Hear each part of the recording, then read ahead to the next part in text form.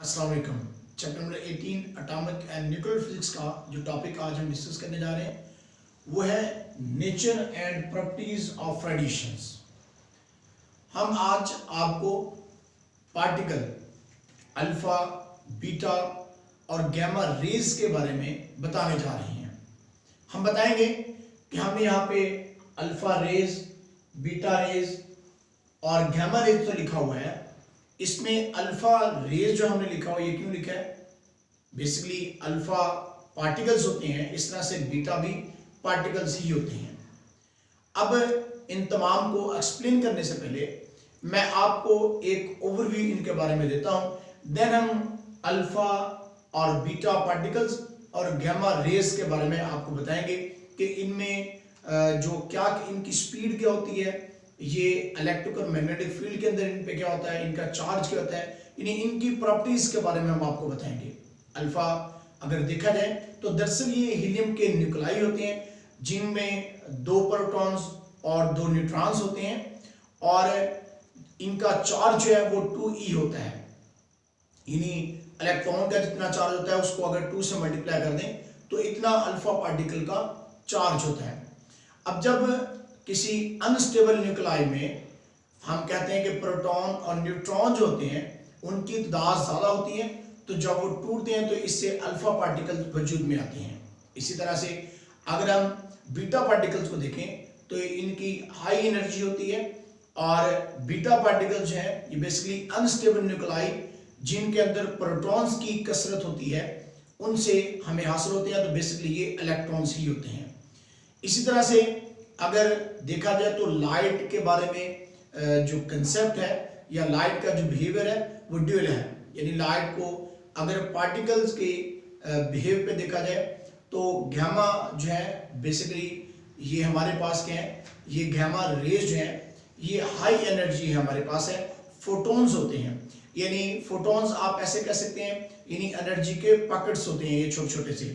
इसी तरह से अगर लाइट का वेव थ्योरी के लिहाज से देखा जाए तो ये हमारे पास इलेक्ट्रोमैग्नेटिक वेव्स होती हैं।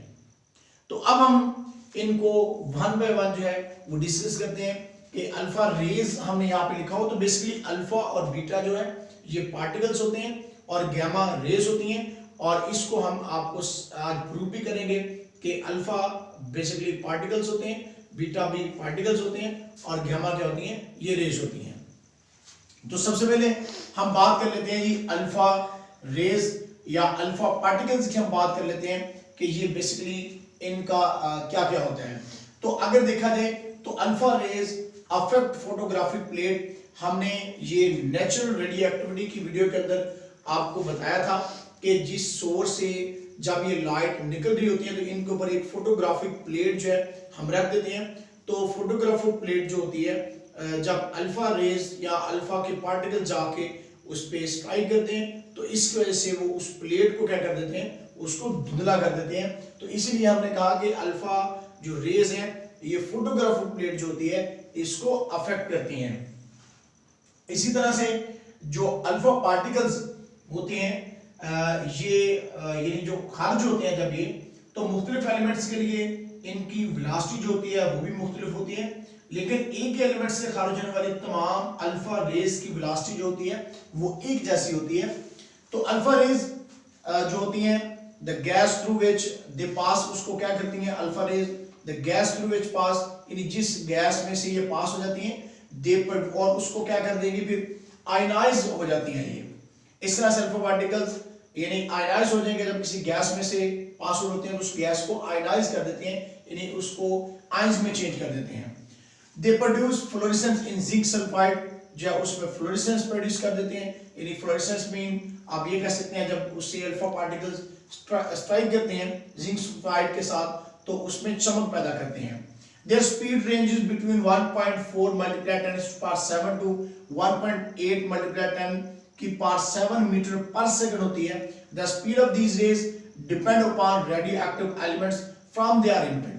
अब इन अल्फा रेज की जो स्पीड होती है ये डिपेंड कर रही होती है कि कौन से रेडियोएक्टिव एलिमेंट में से ये रेज जो है वो निकल रही होती हैं, तो उस पे इनकी स्पीड जो है वो डिपेंड कर रही होती है। मुख्तलिफ एलिमेंट्स के लिए इनकी वेलोसिटी होती है वो मुख्तलिफ होती है, लेकिन एक ही एलिमेंट से खारिज होने वाली या इमिट होने वाली तमाम अल्फा रेज जो होती हैं इनकी वेलोसिटी एक जैसी ही होती है। उसके बाद नेक्स्ट पॉइंट देखते हैं जी, their electric and magnetic field affect the alpha rays which shows that these are the charged particle। ये वर्ड जो मैंने यहाँ पे अल्फा रेज लिखा हुआ है, तो बेसिकली अल्फा क्या होते हैं, पार्टिकल्स होते हैं। जैसे यहाँ पे एक रेडियो एक्टिव न्यूक्लियस हमारे पास है और इसमें से अल्फा पार्टिकल्स इमिट हो रहा है, और अल्फा पार्टिकल जब इमिट होता है तो बेसिकली ये मैंने बोला था कि हीलियम के न्यूक्लाई होते हैं। तो हीलियम एटम में 2 प्रोटॉन 2 न्यूट्रॉन 2 इलेक्ट्रॉन्स होते हैं। तो जब एक इलेक्ट्रॉन निकलता है तो प्लस एक चार्ज आ जाता है उस पर, जब दूसरा इलेक्ट्रॉन निकलता है तो प्लस 2 चार्ज आ जाता है। तो बेसिकली वो हीलियम का न्यूक्लियस रह जाता है और अल्फा पार्टिकल उसमें से इमिट होता है और इस तरह से अल्फा डिके होती है। और इलेक्ट्रिक और मैग्नेटिक फील्ड के अंदर देखा जाए तो अल्फा पार्टिकल जो है ये बेसिकली क्या होते हैं, अल्फा पार्टिकल का अगर इलेक्ट्रिक और मैग्नेटिक फील्ड अप्लाई करके देखें तो अल्फा पार्टिकल्स का जब ये इलेक्ट्रिक फील्ड या मैग्नेटिक फील्ड में से पास आउट होंगे तो इन पे अफेक्ट होता है। मीन दैट कि ये ऐसे होता है कि अल्फा पार्टिकल जो है इस पे प्लस चार्ज होता है, तो इस वजह से क्या होता है ये नेगेटिव प्लेट जो है उसकी तरफ बेंड कर जाते हैं या नॉर्थ पोल की तरफ चले जाते हैं अगर मैग्नेटिक फील्ड की हम बात करते हैं। यानी इलेक्ट्रो और मैग्नेटिक फील्ड जो है वो इनको अफेक्ट करते हैं। तो इसीलिए अल्फा जो है वो हम कह सकते हैं कि अल्फा रे जो है बेसिकली ये चार्ज पार्टिकल्स हैं, तो इसीलिए इलेक्ट्रो और मैग्नेटिक फील्ड का इन पे असर होता है। तो आई थिंक आपको पता चल गया होगा कि हम अल्फा रेज को अल्फा पार्टिकल्स क्यों कहते हैं। At atmospheric pressure they travel a small distance in air. This distance is different for alpha rays emitted by different element। अब जब ये एटमॉस्फेयर के अंदर एटमॉस्फेरिक प्रेशर जो है उसके अंदर ट्रैवल कर रहे हैं डिस्टेंस, कुछ डिस्टेंस के लिए एयर के अंदर, तो ये डिस्टेंस जो होता है इनका ट्रैवल करने का किसी के अंदर ज्यादा किसी के अंदर कम होता है। तो बेसिकली ये डिफरेंट रेडियोएक्टिव एलिमेंट्स जो होते हैं अनस्टेबल न्यूक्लाई जो है उन पे ये डिपेंड कर रहा होता है कि कौन सा एलिमेंट हम इस्तेमाल कर रहे हैं और कौन सा नहीं। तो उस पे इनकी जो है ये चीज डिपेंड कर रही होती है कि डिस्टेंस ज्यादा कवर करना है या कम करना है, क्योंकि आयनाइजेशन का प्रोसेस हो जाता है। तो इसलिए ये चीज देखनी पड़ेगी कि जो एलिमेंट है वो किस टाइप का है, आयनाइजेशन उसमें कैसे हो रही है, तो इस पे डिपेंड कर रहा होता है कि इसने कितना डिस्टेंस कवर करना है, ये ज्यादा करना है या कम करना है। उसके बाद जो 7 इसका पॉइंट है उसमें हम आपको बता रहे हैं कि alpha particles are in fact the nuclei of helium. जैसे हमने पहले बताया था कि अल्फा पार्टिकल बेसिकली हीलियम के न्यूक्लाई हैं और इसका एटॉमिक नंबर है अल्फा पार्टिकल का हीलियम के न्यूक्लाई जो है तो इनका 2 है और जो एटॉमिक मास नंबर है वो 4 है। तो इसलिए जब भी हमने किसी न्यूक्लाइड में से हमने अल्फा पार्टिकल को इमिट करवाना होगा तो उसका जो एटॉमिक नंबर है वो 2 हमें कम करना पड़ेगा और इसी तरह से जो एटॉमिक मास नंबर है वो 4 कम करना पड़ेगा और इस तरह से हमारे पास अल्फा पार्टिकल जो है वो इमिट होते हैं। गोल्ड फाइल से गुजरने के बाद अल्फा रेज जो होती हैं ये बिखर जाती हैं और अपने जो सीधा रास्ते इनका एक होता है उससे तकरीबन 2 या 3 डिग्री जो है ये डिफ्लेक्ट हो जाती हैं। उसके बाद ये भी चीज है कि अल्फा पार्टिकल जो होते हैं ये यानी हवा में अल्फा पार्टिकल जो होते हैं ये एटमॉस्फेरिक प्रेशर पर कुछ फासला ही तय कर सकती हैं और ये फासला मुख्तलिफ एलिमेंट्स के लिए मुख्तलिफ होता है। मसलन यूरेनियम के लिए अगर देखा जाए तो अल्फा रेज की रेंज 2.7 सेंटीमीटर होती है, जबकि थोरियम के लिए ये रेंज जो है 8.6 सेंटीमीटर तक हो सकती है। तो अब अल्फा के बाद हम देखते हैं कि बीटा रेज जो है ये क्या इनकी प्रॉपर्टीज हैं और बीटा रेज जो है ये भी बेसिकली पार्टिकल्स ही होते हैं, इनको भी हम आपको बताते हैं। तो beta rays are emitted by the radioactive element with great speed. अब बीटा पार्टिकल जो होते हैं बेसिकली अगर देखा जाए तो बीटा पार्टिकल जो है इनका एटॉमिक नंबर -1 होता है और एटॉमिक मास क्या होता है इनका 0 होता है। तो जब भी हमने बीटा पार्टिकल हासिल करना होगा किसी न्यूक्लाइड में से तो हमें उसका एटॉमिक नंबर जो है वो -1 करना पड़ेगा उसमें से और एटॉमिक मास नंबर वो 0 माइनस करना पड़ेगा उसमें से। तो इस तरह से हमारे पास बीटा पार्टिकल जो वो हासिल हो जाते हैं। तो बहरहाल यहाँ पे हम बता रहे हैं कि बीटा पार्टिकल जब इमिट होते हैं तो रेडियो एक्टिव एलिमेंट से विद ग्रेटर स्पीड यानी बहुत ज्यादा स्पीड से निकलते हैं और इसी तरह से their speed range from 1% to 98% that of speed of light. और इसके बाद जो हमारे पास ये चीज मैं आपको बता देता हूं कि बीटा पार्टिकल्स की जो स्पीड की बात है कि इनकी वेलोसिटी रोशनी की रफ्तार का 1% लेकर 99% तक होती है। किसी एक एलिमेंट से खारिज होने वाली तमाम बीटा रेज की रफ्तार एक जैसी नहीं होती। इससे पहले जब हमने अल्फा के बारे में बताया था तो हमने ये चीज बताई थी कि the speed of these rays depend upon radioactive element from they are emitted. और एक एलिमेंट में से जब ये अल्फा रेज खारिज होती हैं तो इनकी वेलोसिटी एक जैसी होती है। लेकिन बीटा पार्टिकल्स की अगर बात करें तो बीटा पार्टिकल्स में किसी एक एलिमेंट से जो रेज निकलती हैं तो इनकी रफ्तार या इनकी स्पीड एक जैसी नहीं होती। उसके बाद beta rays produce ionisation in air.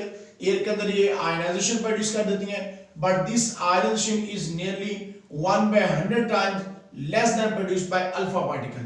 यानी अल्फा पार्टिकल की निस्बत बीटा जो है ये 1/100 टाइम्स है वो लेस आयनाइजेशन करता है। यानी आयनाइजेशन जो है आयंस में बढ़ जाने की जो आप कह लें कि सलाहियत है, एबिलिटी है, वो ज्यादा अल्फा में है। यानी अल्फा जल्दी आयनाइज हो जाती है और बीटा जल्दी आयनाइज नहीं होती। और अगर उसके बाद देखा जाए तो फिर इसका मतलब ये होगा कि जो चीज जल्दी आयनाइज हो जाएगी तो इसका मतलब वो डिस्टेंस भी कम कवर करती है। जो जल्दी आयनाइज नहीं होती तो डिस्टेंस भी ज्यादा कवर करती है। तो अब बीटा पार्टिकल जो है इसको देखते हैं। Beta raise affect photographic plates को ये भी अफेक्ट करती हैं। जैसे कि मैं पहले बता रहा था अल्फा पार्टिकल के केस में कि जब ये बीटा रेज बाहर निकल रही होती हैं सोर्स से तो वहां से निकलने के बाद ऊपर हमने फोटोग्राफिक प्लेट सेट की होती है तो उसको ये भी क्या करते हैं, उसको पे भी अफेक्ट करते हैं, उस पे भी निशानात डाल देते हैं और इस तरह से यानी उस फोटोग्राफिक प्लेट को ये धुंधला कर देते हैं। They produce fluorescence in barium platinocyanide जो है उसमें क्या कर देती हैं ये आप कह रहे हैं कि चमक जो है उसमें प्रोड्यूस करती हैं। तो बीटा पार्टिकल जो है ये मैटर की मोटी लेयर में से भी जो पास आउट हो जाती हैं। ये एल्यूमिनियम की 1 सेंटीमीटर की मोटी अगर हमारे पास उसकी लेयर है तो उसमें से भी बड़ी आसानी के साथ जो है वो पास हो जाती हैं। उसके बाद beta rays are affected by electric and magnetic field. Electric और मैग्नेटिक फील्ड का भी इन पे असर होता है। तो बीटा पार्टिकल बेसिकली मैंने आपको बोला था इलेक्ट्रॉन्स होते हैं। तो जब इलेक्ट्रिक फील्ड अप्लाई किया जाता है तो ये नेगेटिव प्लेट की तरफ जाने के बजाय ये पॉजिटिव प्लेट की तरफ बेंड कर जाती है। तो जिससे हमें पता चलता है तो ये चार्ज पार्टिकल है और ये क्योंकि positive charge particle negative charge particle को अट्रैक्ट करते हैं इसलिए उस तरफ को चली जाती हैं। तो इस तरह से हम कह सकते हैं कि बीटा रेज जो हम कह रहे हैं कि बेसिकली क्या है, ये पार्टिकल्स हैं। Beta rays carry negative charge. Beta पे नेगेटिव चार्ज पार्टिकल कैरी करते हैं। ये the mass and charge of beta ray is equal mass and charge of electron. यानी बीटा का जो चार्ज है या मास है वो इलेक्ट्रॉन के मास या चार्ज के क्या होता है, बराबर होते हैं। They can pass through a thick layer of matter. ये मैटर की मोटी लेयर में से भी जैसे मैं पहले बता रहा था पास हो जाती है। For example they can easily pass through 1 centimetre thick sheet of aluminium और 1 millimetre thick sheet of aluminium जो है इसमें से भी ये बीटा पार्टिकल जो है वो पास आउट हो जाती है।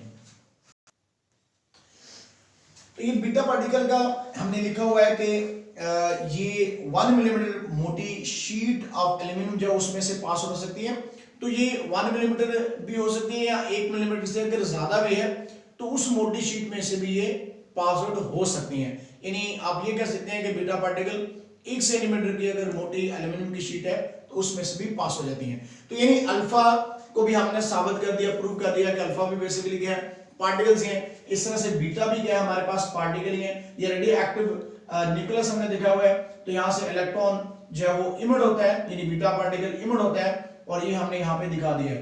तो इस तरह से हमने चीज साबित की है कि अल्फा भी पार्टिकल्स है बेसिकली और बीटा भी क्या है, ये भी पार्टिकल है। अल्फा बेसिकली हीलियम के न्यूक्लाई होते हैं और इनका चार्ज जो है वो हमने बताया कि 2e होता है, यानी इलेक्ट्रॉन का जितना चार्ज होता है उसके आपको 2 से मल्टीप्लाई करेंगे तो उतना इसका अल्फा पार्टिकल का चार्ज होता है। अल्फा बेसिकली हीलियम के न्यूक्लाई होते हैं और हीलियम एटम में क्योंकि 2 प्रोटॉन 2 न्यूट्रॉन 2 इलेक्ट्रॉन होते हैं, तो जब 2 इलेक्ट्रॉन निकल जाते हैं तो इस वजह से इस पे +2 चार्ज है वो आ जाता है। बीटा जो है इसका एटॉमिक नंबर जो है वो -1 है और एटॉमिक मास नंबर 0 है, तो इस तरह से बीटा जो है ये बेसिकली इलेक्ट्रॉन्स ही होते हैं। अब अगर हम बात करें गैमा रेस की, तो गैमा रेस को देख लेते हैं। दे move with the speed of light के साथ ये मूव करती हैं, यहां पे हम आपको दिखा भी रहे हैं। तो बेसिकली जब अल्फा बीटा पार्टिकल्स निकल रहे होते हैं तो तभी उसी मोमेंट में गैमा रेस भी निकल रही होती हैं।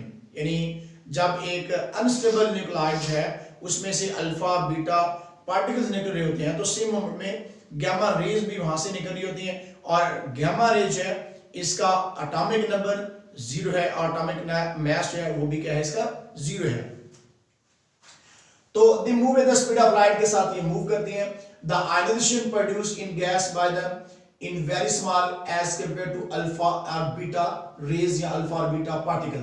यानी आयनाइजेशन जो है वो गैस के अंदर ये बहुत स्मॉल यानी कि करती हैं, यानी आयंस में बहुत जो है स्मॉल इनकी अमाउंट है, इस लिहाज से आप कह सकते हैं कि आयनाइजेशन प्रोड्यूस इन गैस जो है bye them is very small, यानी बहुत कम आयनाइजेशन गैस के अंदर करती हैं, इसीलिए गैमा रेज है वो ज्यादा डिस्टेंस जो है वो ट्रैवल करती हैं।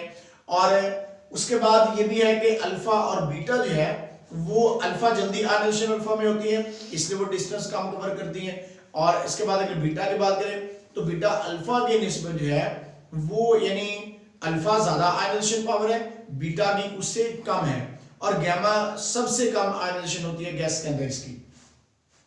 तो गैमा रेज ये बेसिकली हमने यहाँ पे एक चीज मैं आपको बताना चलूं कि हमने बीटा जो है बीटा रेज में हमने बीटा वर्ड लिखने के लिए यहाँ पे बीटा यूज साइन उसका किया हुआ है। इस तरह से अल्फा जो है इसमें हमने अल्फा का साइन यूज किया हुआ है, और गैमा के अंदर भी हमने गैमा का साइन यूज किया हुआ है, तो इससे आपने कंफ्यूजन का शिकार नहीं होना। तो gamma rays affect photograph plate को ये भी अफेक्ट करती हैं कि जैसे नेचुरल रेडियो एक्टिविटी में हमने बताया था, हेनरी बर्कल ने जब एक्सपेरिमेंट किया था तो एक सोर्स रखा था, उसमें से रेडिएशंस जो है वो बाहर इमिट हुई थी और फोटोग्राफिक प्लेट को ऊपर हमने उसका रखा हुआ था, तो फोटोग्राफिक प्लेट जो थी फोटोग्राफिक प्लेट उसके ऊपर निशानात पड़ गए थे, यानी उसको धुंधला कर दिया था। तो गैमा रेज भी फोटोग्राफिक प्लेट को अफेक्ट करती है। उसके बाद जी gamma rays also produce fluorescence in barium platinocyanide जो है उसके अंदर फ्लोरेसेंस प्रोड्यूस करती है। They are not affect by electric and magnetic field. Electric और मैग्नेटिक फील्ड का गैमा रेज पे कोई इफेक्ट नहीं होता। इससे पहले हमने बताया था कि अल्फा और बीटा रेज या अल्फा और बीटा पार्टिकल जब इलेक्ट्रिक और मैग्नेटिक फील्ड के अंदर से पास होते हैं तो इन पे इलेक्ट्रिक और मैग्नेटिक फील्ड का असर होता है। इन इलेक्ट्रिक फील्ड के अंदर हम बात करें तो अल्फा पार्टिकल जो होते हैं ये नेगेटिव प्लेट की जानब मूव करते हैं। इसी तरह से बीटा पार्टिकल्स की अगर बात करें तो बीटा पे क्योंकि ये नेगेटिव चार्ज पार्टिकल होते हैं तो ये पॉजिटिव प्लेट की जानब मूव करके जाते हैं, यानी इलेक्ट्रो मैग्नेटिक फील्ड का अल्फा पार्टिकल पे और बीटा पार्टिकल पे या अल्फा रेज और बीटा रेज पे फर्क पड़ता है। बट गामा रेज जो है इसके ऊपर इलेक्ट्रिक और मैग्नेटिक फील्ड का कोई असर नहीं होता। ये हाई एनर्जी हमारे पास होती है इनकी, यानी कि आप कह सकते हैं कि इनकी फ्रीक्वेंसी ज्यादा होती है, वेवलेंथ कम होती है, और इसके साथ साथ हाई एनर्जी है तो इसलिए इलेक्ट्रिक और मैग्नेटिक फील्ड का भी इन पे कोई असर नहीं होता। The penetrating power of gamma rays is much higher than beta rays and they can easily pass through 30 centimeter thick sheet of iron। ये आयरन की 30 सेंटीमीटर मोटी शीट में से भी पास आउट हो जाती है। तो बीटा की निस्बत गामा रेज जो है ये इनमें पेनिट्रेटिंग एबिलिटी जो है यानी किसी चीज से गुजरने की सलाहियत जो है वो ज्यादा है। Gamma rays are such electromagnetic waves which are emitted by nucleus. ये इलेक्ट्रोमैग्नेटिक वेव्स हैं गामा रेज बेसिकली जो कि इमिट होती हैं न्यूक्लियस के अंदर से ही निकलती हैं। तो अगर हम यहाँ पे लाइट को पार्टिकल के तौर पर लेंगे तो गामा रेज है ये बेसिकली फोटॉन्स होंगे, एनर्जी के छोटे छोटे पॉकेट्स होते हैं।